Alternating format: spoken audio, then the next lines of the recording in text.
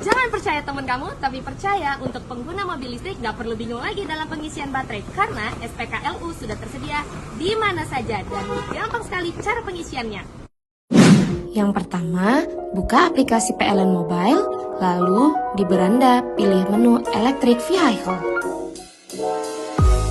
Lalu, pilih SPKLU.